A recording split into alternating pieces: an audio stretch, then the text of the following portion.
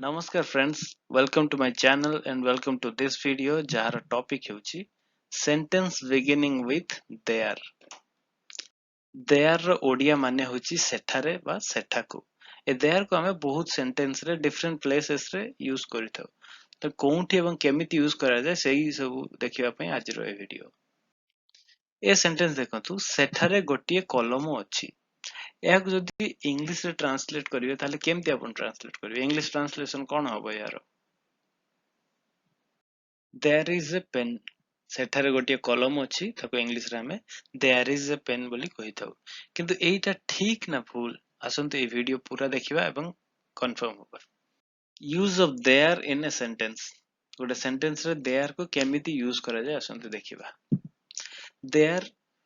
କେମିତି ୟୁଜ ହୁଏ ନା as a location ବା place। there ର ଓଡିଆ ମାନେ ହଉଛି ସେଠାରେ ବା ସେଠାକୁ, ଅର୍ଥାତ ଗୋଟେ ଜାଗାକୁ ବା ଗୋଟେ ପ୍ଲେସ କୁ ବୁଝାଉଛି। ସେଇଥିପାଇଁ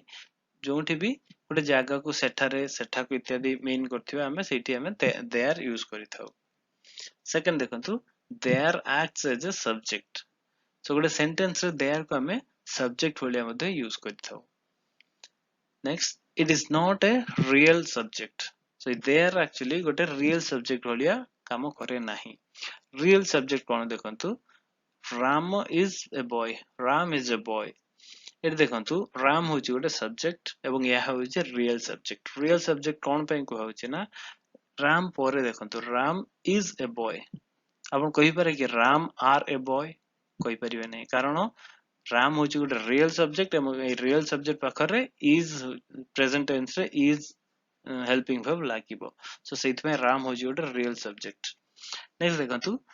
there is a boy, there are 3 boys।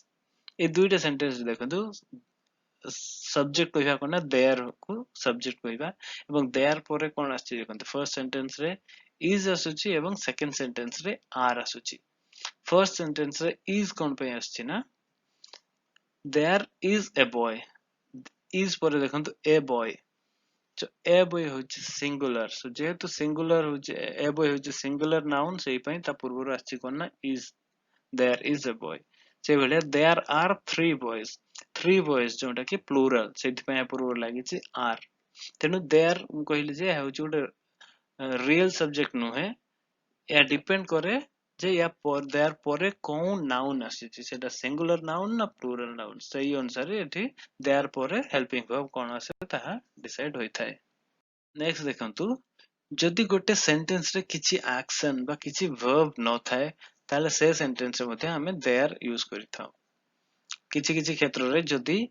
Sentence ରେ ଥିବା ସବଜେକ୍ଟ ବହୁତ ଲମ୍ବା ହୋଇଥାଏ ତାହେଲେ ସେଠାରେ ମଧ୍ୟ there ୟୁଜ କରାଯାଇଥାଏ। ଏକ୍ସାମ୍ପଲ ଆମେ ପରବର୍ତ୍ତୀ ସେକ୍ସନ ରେ ଦେଖିବୁ ସେ ସବୁ। ସୋ ଭିଡିଓର ଟାଇଟଲ ହେଉଛି ଯେ ସେଣ୍ଟେନ୍ସେସ୍ ବିଗିନିଂ ୱିଥ there। ତେଣୁ ଆସନ୍ତୁ ଦେଖିବା ଯେ କେତେବେଳେ ଗୋଟେ ସେଣ୍ଟେନ୍ସ there ରୁ ଆରମ୍ଭ ହେବ। ଦେଖନ୍ତୁ ଏଠି the idea of the existence or appearance of something especially in a particular location or at a particular time। यार अर्थ देखंतु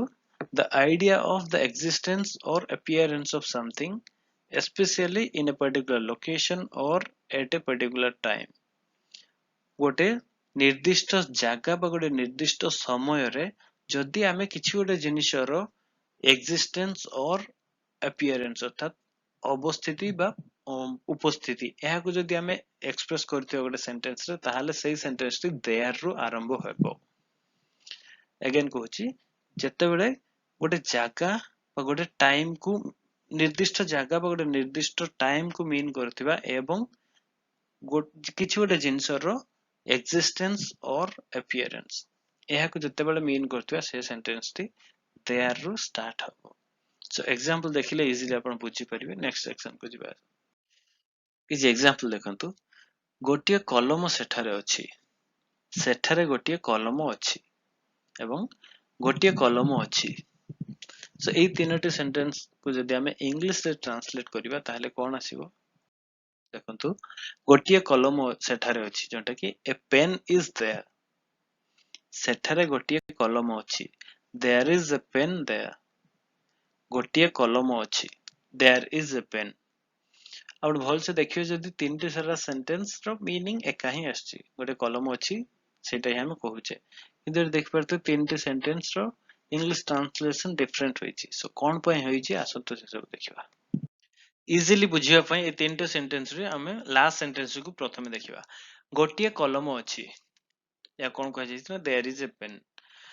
देखो मु डेफिनेशन रे कहि आसिल जे केते बेले गोटे सेंटेंस देयर रु आरंभ हेबो ना जदी गोटे सेंटेंस रे हमें गोटे किछि गोटे जिनिस रो एक्जिस्टेंस बा अपीयरेंस को एक्सप्लेन करथिबा सेठी सेंटेंस टी देयर रु आरंभ हेबो एवं ए सेंटेंस देखंत हम कोन कहछि ना गोटिए कलम अछि तो हम कोन कहछि ए कलम रो एक्जिस्टेंस अछि गोटे कलम रो अवस्थिति रहिछि इट एक्जिस्ट्स सेटा हम एठी कहछि सर गोटिए कलम अछि तार एक्जिस्टेंस कहछि सेठी पे एठी कोन होइछि ना देयर इज ए पेन एवं ए सेंटेंस देखंतु देयर रो किछि भी मीनिंग ओडिया रे लागि नाही देयर इज ए पेन किंतु ए देयर रो किछि भी मीनिंग देयर रो मीनिंग कोन ना एट सेठारे बा सेटा को एठी ओडिया सेंटेंस सेठारे बा सेटा को किछि लागि नाही तो कोन ना गोटे कलम रो एक्जिस्टेंस बा अवस्थिति बा उपस्थिति हम कहूचे एवं सेठी पे एठी हेछि कोन ना there is a pen second sentence देखंतु सेठारे गोटिए कलम अछि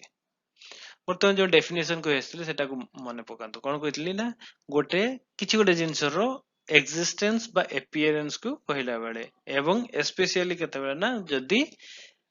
गोटे पर्टिकुलर टाइम बा गोटे पर्टिकुलर प्लेस विषय रे कहै जाथिबो सेठी मध्ये देयर रु सेंटेंस स्टार्ट होबो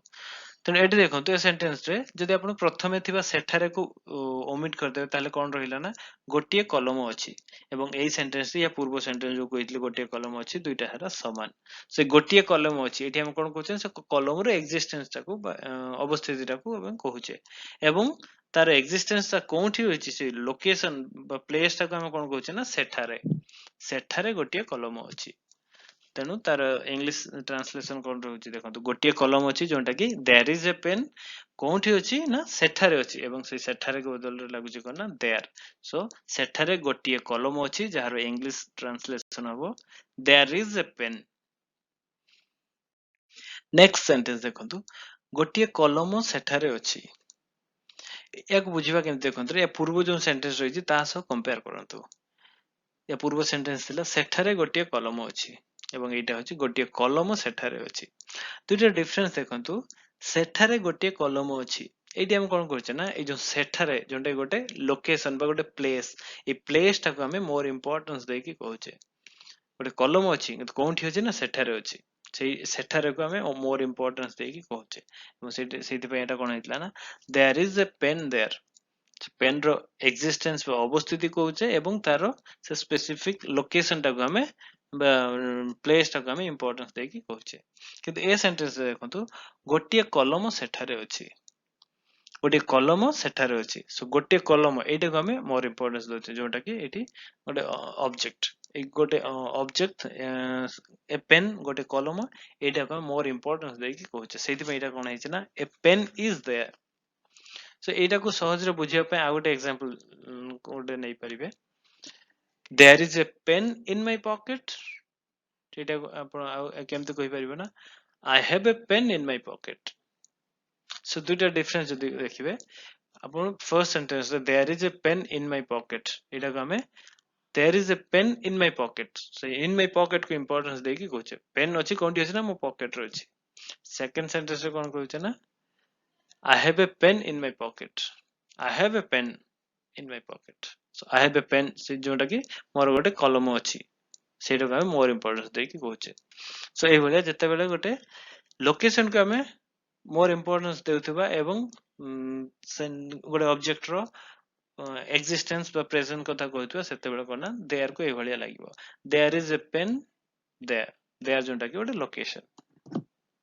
देयर रु आरंभ होतुवा सेंटेंस को हमें दुई टाइप रे डिवाइड करि परिबा गोटे होछि there plus be verb plus noun एटा देखंतु जो बी वर्ब कहउछि एटा होछि गोटे हेल्पिंग वर्ब लागबो एवं से हेल्पिंग वर्ब कोनटा बी रो जो डिफरेंट फॉर्म्स रहिछि जोंटा कि इज एवं आर प्रेजेंट टेंस रे एवं पास्ट टेंस रे वाज वेयर सो एई सब बी वर्ब फॉर्म्स लागुतिबो there plus be verb plus noun एटा गोटे टाइप आउ गोटे टाइप होछि जे there plus verb plus noun एटा कोना देयर परे किछि हेल्पिंग वर्ब न लागे कि डायरेक्ट गोटे वर्ब लागुतिबो सो सेई टाइप रे मध्ये सेंटेंस करि हेबो प्रथम आसन देखिबा there plus be verb plus noun एई फॉर्मेट रे केमते सेंटेंस सब तयारी होची देखिबा फर्स्ट सेंटेंस देखंतु there is a pen in the drawer so ए टाइप होची बेसिक वेरी बेसिक फॉर्मेट गोटे जिंसर एक्जिस्टेंस एवं तार एक्जिस्टेंस ता कोठी लोकेशन बा गोटे प्लेस कहला बेले ए टाइप रे सेंटेंस यूज हुए there plus be verb plus noun ए टाइप रे सेंटेंस यूज हुए देखंतु there is a pen in the drawer drawer भीतर गोटे कलम अछि ए कोन कहबे there is a elephant in the forest जंगल रे हाथी अछि सो ए टाइप रो सब सेंटेंस यूज करी हबो second sentence there isn't much to tell ए देखंतु कहिबा पई बेसी किछि नाही there isn't much to tell कहिबा पई बेसी किछि नाही next sentence there was an old book shop at the end of the street ए देखंतु कोन कहि अवस्थिति कहार कह जाय छी ना गोटे ओल्ड बुक शॉप यारो अवस्थिति कथा कह जाय छी so there was an old book store गोटे पुराना बही दुकान थिला कोंठी थिला at the end of that street से रास्तार शेष रे तो there was an old book shop at the end of the street जोंटा कि से रास्तार शेष रे गोटे पुराना बही दुकान थिला नेक्स्ट सेंटेंस देखो तो there are people who hope the future will be better there are people who hope the future will be better एटी कोन एक्जिस्टेंस कहार कह जाय छी ना लोक मानक कथा कह जाय छी देखो देयर आर पीपल लोक लोक अछंती बा लोक माने अछंती देयर आर पीपल लोक अछंती तापरे की टाइप रो को मानक कथा कह जाय छी ना there are people who hope the future will be better जे माने आशा करंती जे भविष्य तो भलो हेबो so there are people existence कथा कहया गला देयर आर पीपल लोक अछंती तापरे तार प्रॉपर्टी पे तार विषय डिटेल्स कोन कहया गला ना there are people who hope the future will be better जे माने आशा करंती जे भविष्य तो अधिक भलो हेबो next sentence there are thousands of soldiers in the border सीमा रे हजार हजार सैनिक अछंती there are thousands of soldiers in the border सीमा रे हजार हजार सैनिक अछंती सो सैनिक मानकर अवस्थिति रा सीमा रे अछि बोली हमें कह जाउछि तो एई टाइप रो सेंटेंस रे there plus be verb plus noun एई टाइप रो सेंटेंस रे कोना ओडिया रे सब सेंटेंस रो शेष रे गोटे जिंस अछि गोटे जिंस थिला माने अछंती सो एई टाइप रो ही सब सेंटेंस रहिता एवं सेई टाइप रो सेंटेंस रे हमें देयर लगै कि देयर प्लस बी वर्ब लगै कि हमें ट्रांसलेट करिवो नेक्स्ट टाइप होछि there plus verb plus noun so एई टाइप रे हमें केते बेले लगेबा ना जेते बेले नंबर 1 होछि कोन ना गोटे सेंटेंस रे हमें किछि गोटे जिनिसरो एक्जिस्टेंस बा appearance at a particular location बा पर्टिकुलर टाइम एई मीनिंग ता पर्टिकुलर माने कंपलसरी रहउथिबो एवं से सेंटेंस रे आसुथिबो वर्ब सब एई सब वर्ब्स आसुथिबो appear arise come develop enter exist follow live occur remain so एई टाइप एई सब वर्ब रहउथिबो एवं जो फर्स्ट कैटेगरी कहल जे एक्जिस्टेंस अपीयरेंस को डिस्क्राइब करथिबो सो एई सब एई दुईटी कैटेगरी मीट होतले हेटी there plus verb plus noun ए फॉर्मेट यूज हबो एग्जांपल देखंतु there existed a village on top of the mountain पहाड़ ऊपर गोटे गां अवस्थित थिला देखंतु जदि एटा को हम कहबे देयर वाज ए विलेज एटा कोन there was a village on top of the mountain सेठी कोन होबे ना पहाड़ ऊपर गोटे गां थिला किंतु एठी हम कोन कहछन तारो सेई जस्ट थिला न कहि कि एठी एक्जिस्टेड जोटा कि अवस्थित थिला से बेलिया कहछे तेनो एठी कोन ना वर्ब लागिछि exist एवं सेति पई एठी कोन लागिना ना there existed a village on top of the mountain next sentence there arose a big empire of ashoka अशोकଙ୍କ ଏକ ବିଶାଳ ସାମ୍ରାଜ୍ୟ ଗଢି ଉଠିଲା arose arise ru arose ଲାଗିଛି ସେ ପାଇଁ ଦେଖନ୍ତୁ there arose ଯୋଉଟା କି there plus verb होची arise ଏବଂ यार past form there arose a big empire of ashoka next sentence once upon a time there lived an old monk in the cave once upon a time there lived an old monk in the cave so ବହୁ ବର୍ଷ ପୂର୍ବେ ବା ବହୁ କାଳ ପୂର୍ବେ ବା ଗୋଟେ ସମୟରେ ଗୁମ୍ଫାରେ ଜଣେ ବୃଦ୍ଧ ସାଧୁ ବା ସନ୍ଥ ରହୁଥିଲେ ସେଠି ଦେଖନ୍ତୁ ଗୋଟେ ओल्ड मंक बा वृद्ध सन्थଙ୍କ କଥା କୁହାଯାଉଛି ଏବଂ ତାଙ୍କର ଏକ୍ଜିଷ୍ଟେନ୍ସ ବା ସେ ରହୁଥିଲେ କୁହାଯାଉଛି ଏବଂ କୋଉଠି ନା ଇନ୍ ଦ କେଭ୍ ସେଇଥିପାଇଁ ହେଇଛି ବହୁ ବର୍ଷ ପୂର୍ବେ ଗୁମ୍ଫାରେ ଜଣେ ବୃଦ୍ଧ ସାଧୁ ରହୁଥିଲେ ଯୋଉଟା କି once upon a time there lived an old monk in the cave। ଏଇ ଯୋଉ ତିନିଟି ଏକ୍ସାମ୍ପଲ ଏଠି ମୁଁ କହିଲି ଆପଣ ଭଲସେ ଯଦି ଦେଖିବେ ସବୁଥିର ଶେଷରେ କଣ ଓଡିଆରେ ଦେଖନ୍ତୁ ଲାଷ୍ଟରେ କଣ ରହିଛି ନା ପାହାଡ ଉପରେ ଗୋଟିଏ ଗାଁ ଅବସ୍ଥିତ ଥିଲା ଅଶୋକଙ୍କ ଏକ ବିଶାଳ ସାମ୍ରାଜ୍ୟ ଗଢି ଉଠିଲା ବହୁ ବର୍ଷ ପୂର୍ବେ ଗୁମ୍ଫାରେ ଜଣେ ବୃଦ୍ଧ ସାଧୁ ବା ସନ୍ଥ ରହୁଥିଲେ ତ ଅବସ୍ଥିତ ଥିଲା ଗଢି ଉଠିଲା ରହୁଥିଲା ଏଇ ସବୁ ଦେଖନ୍ତୁ ଅବସ୍ଥିତ ଥିଲା ଗୋଟେ verb ଗଢି ଉଠିଲା ହଉଛି ଗୋଟେ verb ଏବଂ ରହୁଥିଲା ହଉଛି ଗୋଟେ verb ଯୋଉଟା କି exist arise ଏବଂ live ଯଦି ଏଇ verb ବଦଳେ ଆପଣ ଖାଲି କହିବେ ଯେ ପାହାଡ ଉପରେ ଗୋଟିଏ ଗାଁ ଥିଲା ତାହେଲେ କଣ ଆସିବ ନା there was a village on top of the mountain ସେଇଭଳିଆ ଅଶୋକଙ୍କ ଏକ ବିଶାଳ ସାମ୍ରାଜ୍ୟ ଥିଲା there was a big empire of Ashoka ବହୁ ବର୍ଷ ପୂର୍ବେ ଗୁମ୍ଫାରେ ଜଣେ ସାଧୁ ବା ସନ୍ଥ ରହୁଥିଲେ ତା ବଦଳରେ ଯଦି କହିବେ ଯେ ଗୁମ୍ଫାରେ ଜଣେ ସାଧୁ ଥିଲେ ସେଟା କଣ ହବ ନା once upon a time there was an old monk in the cave so ଏଇଭଳିଆ ମଧ୍ୟ କହିହେବ କିନ୍ତୁ ସ୍ପେସିଫିକ ଏଇ ଟାଇପ ରେ ଦେଖନ୍ତୁ ଯେହେତୁ ବାକ୍ୟର ଶେଷରେ ଗୋଟେ verb ରହୁଛି ଯୋଉଟା କି exist arise live ଏଇ ସବୁ verb ଥିବା ହେତୁ ଏଠି ଏ ସେକେଣ୍ଡ ଟାଇପ ଟି କଣ ହଉଛି ନା there plus verb form verb plus noun ଏଇ ଫର୍ମାଟ ରେ ସେଣ୍ଟେନ୍ସ ହେବ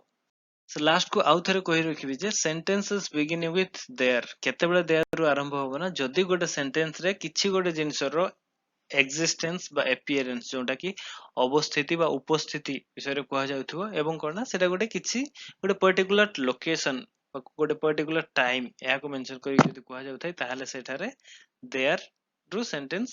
start ହେବ ଏବଂ ଓଡିଆରେ ଯେତେବେଳେ ଗୋଟେ sentence ର ଶେଷରେ ଥିଲା ଅଛି ଏଇ ଟାଇପ ରେ ଥିବ ତାହେଲେ ସେଠି କଣ ନା there plus be verb ଲାଗିବ ଏବଂ ଯଦି